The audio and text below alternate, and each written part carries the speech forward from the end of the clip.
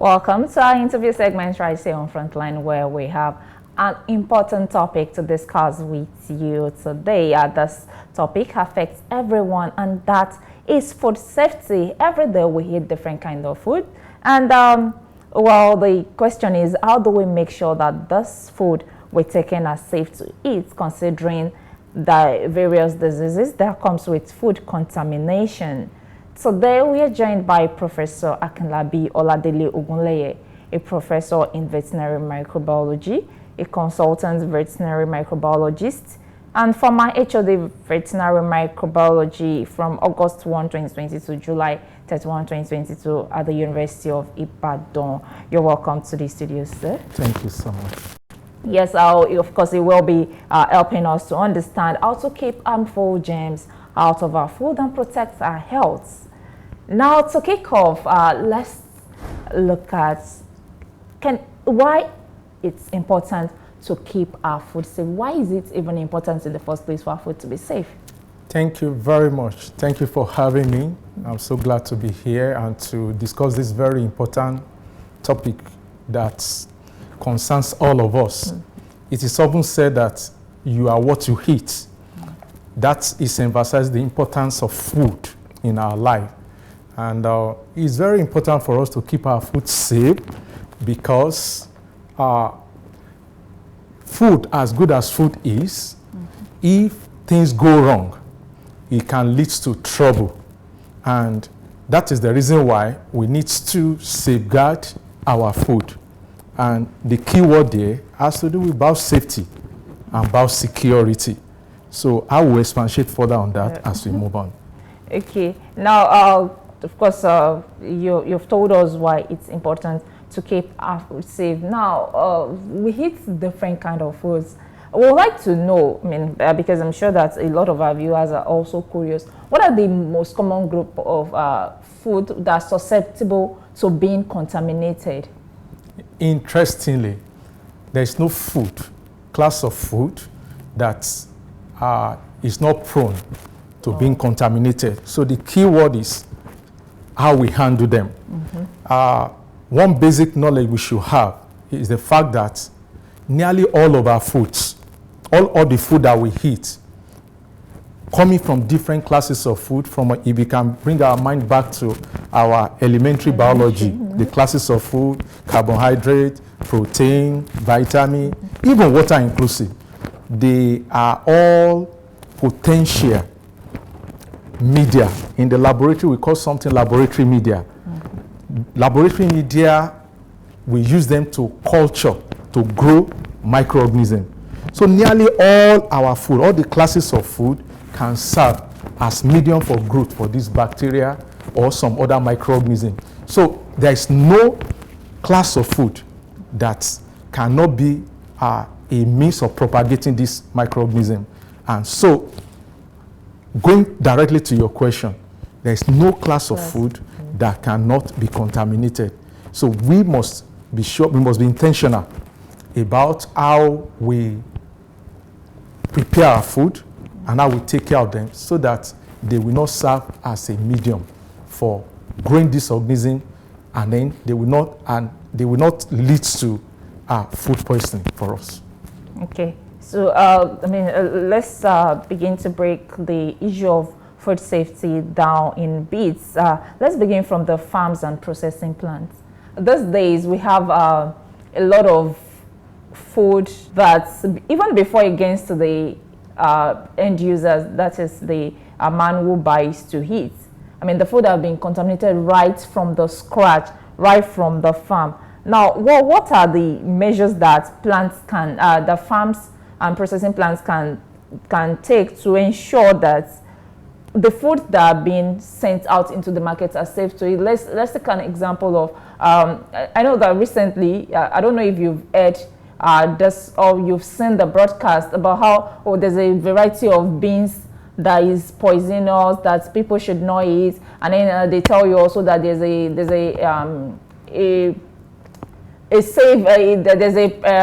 way to save all of these grains. There's preservatives that are used on some of the grains that makes it harmful for the human body to eat. But the truth is, the average man just buys rice, beans, wash and cook.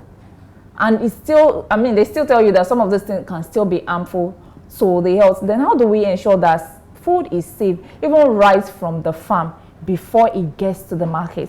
Thank you very much. You are talking about the measure we should take along the value chain for food. Yes, sir. If I may use the word from farm to fork. For example, let me use for example. Now, the matter of food security, it's a matter that concerns all that are involved therein. And that is very important based on the background of the many sources through which food can be contaminated. Like you rightly said, let me use animal product for example. Okay. Now, to make our food very safe, the matter of biosafety and biosecurity must be taken very seriously, right from the farm. Let me use animal product for example. Okay. Now, you want to make sure that you take all the, maybe I should break down the issue of biosafety and then biosecurity. Let me use layman language. When you talk about biosafety and biosecurity, let me start with biosecurity. Biosecurity, the idea behind biosecurity is that you want to keep dangerous microorganisms from people, from dangerous people or careless people. I will expatiate on that. And when you talk about biosafety, you want to keep people safe from dangerous organisms. Now, this becomes important because microorganisms, they are shared between human, animal, and the environment. So they cross border. Now, any attempts for you to be careless in any of those three aspects will compromise the whole process of safety in terms of food. So going back to that question, it's is imperative that from production level, you want to make sure that you keep the product, what you are inputting into production, you want to keep it safe from dangerous organisms that can cause disease. Now, and along the line, as you go line the value chain from farm, you are transporting it to the plate. For example, let's say we are talking about egg, for example. Now, you want to put all the necessary biosecurity and biosafety measure in place at the farm level. By the time you are transporting it, you want to take care of that. At the end of the retailer, you want to take care of that. Yeah. The people handling the food, and even to the level of processing, you have to take care of the matter of biosafety and biosecurity, so that at the end of the day, the food that is supposed to be for our health will not constitute a problem, even for us in terms of food poisoning. Okay, now, I mean, you've told us the process that it should go through, but considering that, I mean, let's take about small farms. I know that some of these big farms who are into mechanized farming and all of that might be able to follow all of this due process, but we have a lot of small farms, and the small farms are what gets to the consumers at the end of the day. What are the what are the measures that all of the small farms should put into place, most especially in keeping all of this food safe? Are they really ensuring that they follow all of the process to keep this food safe? Also considering that people farm now based on what is available for them. I mean, they're almost all these small farms, they're still manual tilling. People they don't even pay attention to all of these processes that you're talking about. The issue of biosafety and biosecurity is even what the average man in the village does not even take into cognizance. Interestingly, what it takes to make our food safe, or the nitty-gritty of biosafety and biosecurity, they are not rocket science. They are basic principle, basic hygiene principle. Okay. And that it only takes you knowing what to do, and you do the correct thing. For example, the issue of, let me give you for example. Now, let's say, let me come to the level of maybe at the table level, at the level of the consumer. Okay. For example, part of biosecurity measure, which you don't need serious science to do, is the fact that, for example, you take raw meat. Maybe at the level of preparation, you take raw meat. You want to make sure that you don't mix the raw meat with maybe like raw vegetable and some other products that you are using to prepare your food. I don't know whether you get the point I'm trying to make. For example, I say that most of this food, they can serve as laboratory medium to culture some organism. For example, if you use a knife, for example, to cut raw meat, that's not the knife that you should use to go and cut. Maybe you want to prepare salad, you want to prepare fried rice. You should take, I want to bring biosafety and biosecurity to simplest level so that you can understand it. There are complex things that are associated with biosafety and biosecurity. But what we need to keep ourselves safe, they are not something that is so difficult to do. There are things that the rule of basic hygiene, as you observe them from all those levels, from farm even to all the processes, the chain, in the value chain, they can save us of so many trouble. That is interesting to note, and thanks for clarifying the part that you should not use a knife you use on a raw meat for vegetables as well. Now, when people get sick from food, like people have food poisoning, and then I mean, there are issues. We're trying to trace how the food poisoning come about. Like, how do we get to the roots of the food poisoning? Because I remember when there was a cholera outbreak, and then it was almost difficult to really pinpoint the source of the outbreak. And in Lagos State, it led to a lot of persons losing their lives, and people ended up in hospital before that issue was able to be curbed. And then the issue of monkeypox too. Every now and then there are announcements. I mean, people should be careful of taking bushmeat, be careful of this and all of that. But I mean, these are things that we still do on a regular basis. How are experts like you working to ensure that all of this is food safety that would end up harming the human body? I'm in fact taking life at some points are nipped in the bud, and that the average Nigerian understands that these things are really important and all of these safety rules that you're mentioning should be adhered to. Okay, thank you very much. You are bringing us to a very important aspect of progress that a nation needs to look into, specifically on this matter, and that has to do with the matter of the connection between we call it gang and town. By gang, I'm talking about people who are experts, the researchers. I am from the gang. And part of what I'm doing now is we are connecting between gang to the town to disseminate information and knowledge about how to keep ourselves safe.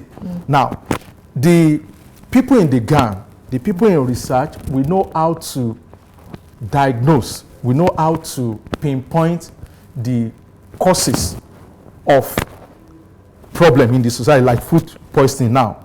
The case in point that you are talking about, cholera, that's part of God's work that I do. Diagnosing the the etiological agent of disease in animal, in human, all this, the etiological agent of disease. That's what we do in the laboratory. Now, but the point here is this. What we need to know is that as people in the society, we must be responsible. We must take responsibility. We must be steward of how we handle food. One important information I need to disseminate. You know, I said it in passing the other time. I said nearly all food products can serve as medium for growth of microorganisms. And if we have that information and we believe so much in it, it will help us to be careful how we handle it. Let me give you, for example, you don't need to be a scientist. If you buy a loaf of bread, and you take part of the loaf of bread and you leave it on your table in this part of the world, in the next 2, 3, 4 days, when you get there, you will see some organism growing there. Now, that is telling you that some microorganisms are already the nutrient that they need to thrive there. Now, the end result of that will depend on what you do with such kind of food. For example, if it's an organism that can cause food poisoning and you take it, you will be infected and it can lead to many complications. So one of the things is that the people in the society should take precaution. But when it comes to diagnosis, now, whenever there is a problem, as experts, that is what we do. There are different kinds of organisms that can cause food poisoning. Yes. And that is what we are trained to do. In the laboratory, we collect sample. Okay. By the time we collect sample, we know how to put pieces of the puzzle together. And then we are able to pin down. That's what happened. That's why they can tell you, in the case you are citing, that it is due to cholera. And then, as an expert, you know which organism. I don't want to bore you with that. Vibrio cholerae. And if it is something else, we'll be able, in the laboratory, we know how to follow some procedure. Okay. Through those procedure, we'll be able to pinpoint that, look, this is what is causing this. And we are also trained to know the mechanism, how it is being done. Is it due to poisoning? Is it due to some other extra cellular product that is causing? And then we now move further to recommend how such can be mitigated. Okay, thank you very much. Now let's take a look at poverty and its impact on food safety in Nigeria. Thank God you had mentioned a very critical part. I was going to also give an example of when people buy bread and then you leave it and then you realize there's some mold growing from the bread, and then people scrape the mold and end up taking the food. And then in fact, up till this moment, despite calls and sensitization, people still go to market and still buy tomatoes that have been contaminated, and then they tell you it's the best for making stew, and then people still use it for making stew and all of that. And there are a whole lot of other things that people just find a way, even when you make stew, and then maybe you forget to reheat the stew or you didn't preserve it in the appropriate way, and then you realize that there's some molds on it, you scrape it and then still end up eating it, making some, taking us back on the progress we have made as a nation on food safety. Like how can we create a balance between poverty and food safety, considering the current economy? Because really the gap between I think yesterday we were saying that there's no longer middle class anymore. It's either you're rich or you're poor, and it looks like a lot of persons in Nigeria fall into the poor category. Now, what can we do to ensure that even though the economic situation might not give room for people to eat healthy, might not give room for people to be able to afford a lot of things, they are still not putting themselves at risk by eating contaminated food? Thank you very much. It's about knowledge. And I want to say categorically that it may be costlier. At the end of the day, if because of poverty, you want to compromise standard in terms of choice of unwholesome food instead of wholesome food. I'm glad you made mention of rotten tomato. I think they call it ESA. Yes. By every standard, it is cheaper. But you may land yourself in trouble that will make you to pay more than what you bargained for.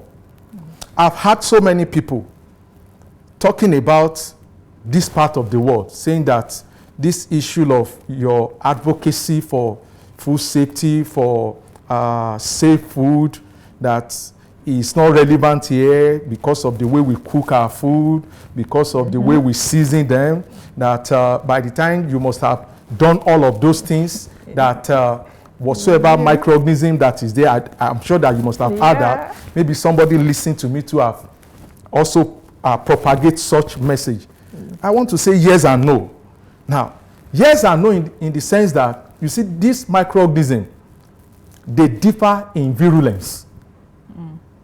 And maybe the time you did it, the organism that is involved is the type that is not so virulent. And then you were able to get away with it. But the day you will hit the one that is so virulent, then you will know that you are committing error. And then you will now discover that it's even better to have even avoid such a careless step in choosing unwholesome food. So, to a large extent, is an appeal. Now, whatsoever your money can afford, let it be food that is safe and that is good. Don't risk taking contaminated food under the name of poverty, because at the end of the day, if the organism does its own worst, if it results into food poisoning, you will end up looking for the money that you think you don't want to spend on good food. So, plan your meal within your means, but make sure that whatsoever you are taking, they are safe and they are wholesome. All right. Let's talk about animals. I mean, meats that we eat. There was a time that the government made it mandatory that meat sellers would. They have to. The animals have to be inspected. Have to pass some level of inspection before they are made available to consumers to eat, and then that they have to keep this products, the meat, they have to put them in safe place. There should be a net. Meat should not be sold on the slab like we have. But now these days, you go to the market, nobody has. I remember going to market at some point, and then meats are inside boxes covered with net and all of that. But these days, they're back on the slabs with all forms of flies perching on it and all of that. Now, my question again will be because you are the expert here, how safe are all of those products how safe are it for is it for consumption? And then are there still processes of inspection taking places in all of these abattoirs before before the animals are being passed into the market for consumption? Now, if they are not safe to eat, so how should I, as the consumer now, who have gotten a meat from the slab at home, how should I make it safe to ensure that I eat? Because sometimes people grill, we don't even boil. They say you boil, you do all of these things. There are times when people make, there are different recipes these days that they'll say, oh, don't cook the meat. You don't have to overcook the meat. Make sure that it's not as hard as the way we used to boil meat before and all of that. So how do we ensure that we are not eating something poisonous because somebody somewhere has failed in their own responsibility of ensuring that you get a safe product from the market? Okay, thank you very much. You are touching on matter that has to do with government, that has to do with policy, and has to do with every individual. Yes, sir. And that is correct, because when it comes to the matter of food, it's a matter of public health importance, and is a matter that should concern all. Oh, yeah. That is the whole essence of the Ministry of Agric and Natural Resources. They have vet officers there who are responsible for meat inspection. You were trying to, I want to expatiate on what you are trying to do. There's something we call ante-mortem inspection and post-mortem inspection.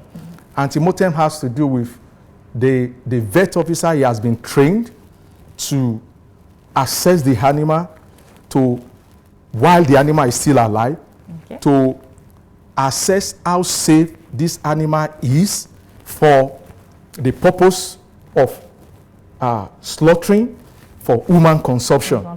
Now, by the reason of his training, there are things he is looking at in those animals, such that if at that level, he's able to pinpoint certain things that will make that animal, take for example, cow, yeah, not to be fit for human consumption, he is empowered under the law to raise an objection to such an animal being slaughtered for human consumption.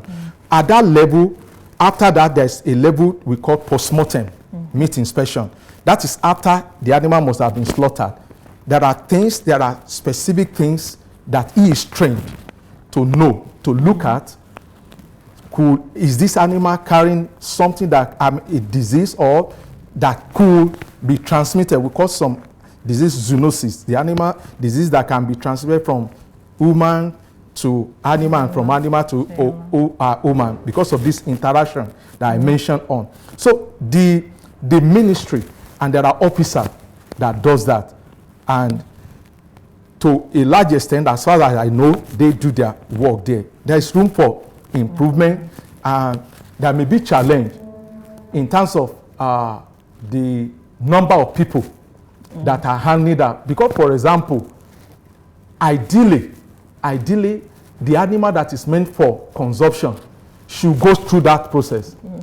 Now, it is not something that should be encouraged for somebody to be slaughtering an animal somewhere without such animal being inspected, because you won't be able to safeguard, you won't be able to ascertain whether this animal is good or fit for human consumption. Then at the level of the people in the community, I don't know how to translate this. There's one adage in Yoruba that somebody who is interested in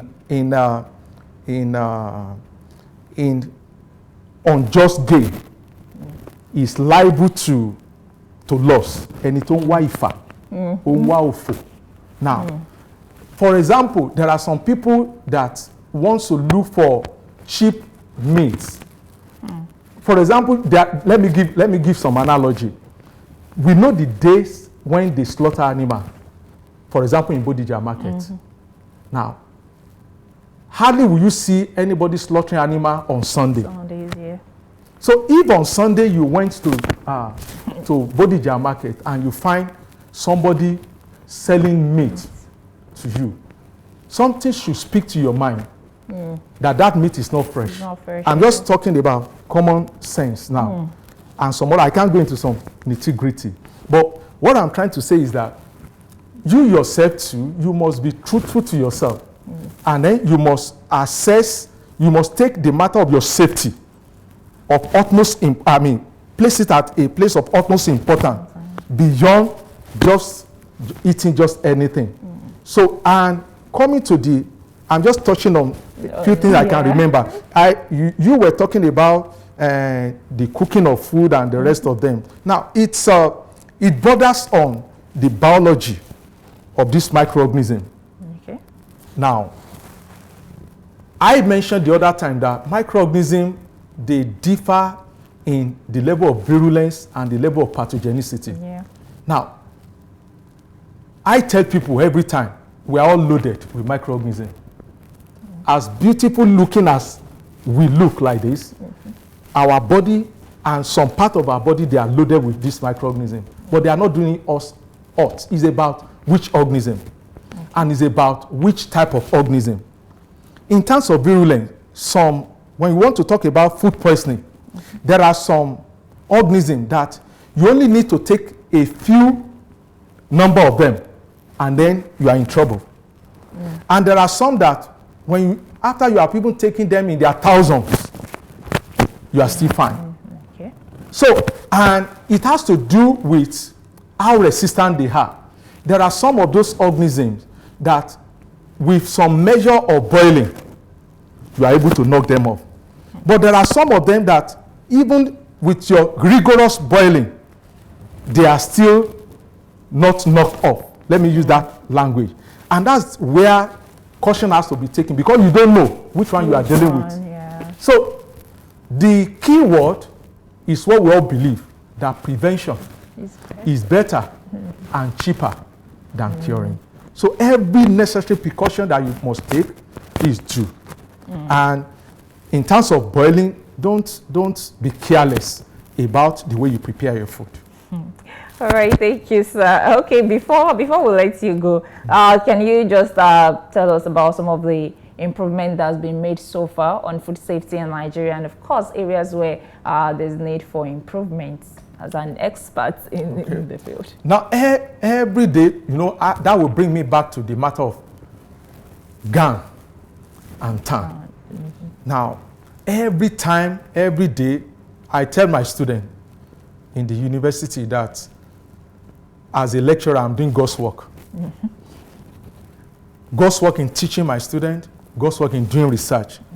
Let me use that language. God's work is going on every time in the university on this issue of people who have their own research focused on food safety. There are a number of discovery, a number of discovery that can be contextualized in our own. I mean, you understand what I mean? That can be contextualized to bring this matter of food safety to the fore. In the university, a number of them, I do work, research work on that. There are other people doing research work on that could be applied even in the society. And for example, you talk of from the farm. Let me say from the farm, for example, there are a number of discovery that have been made from research that we can contextualize here in our own context as Nigeria, to make sure that we are on top of our game in terms of food safety, in terms of biosafety and biosecurity, and in terms of disease prevention, so that the food that we are producing, they are safe for human consumption. So there are a number of things, but we cannot begin to talk about them here. But what I'm advocating is that people should take advantage of the necessary connection that should be between the experts and the end user. And unless that synergy comes, we won't be able to even apply some of the discovery, some of the important simple but valuable discovery that can keep us safe. All right, thank you so much, Professor Ogunleye, thank you so much for coming to share your insights with us today, and we hope that we'll see more of you to talk about issues like this. And for our viewers, it is clear that we all have an important role to play to ensure that our food is safe and to protect our health and the process. Thank you for joining us. This is the Much We'll Take on Frontline today. Remember to stay informed and follow food safety practices at home. Don't leave anything to chances. Keep your food safe and secure, and do not let your pocket put you at a risk of food contamination at any level. Until tomorrow when we come your way again on Frontline, my name is Adiola Adegoke. Do have a wonderful day.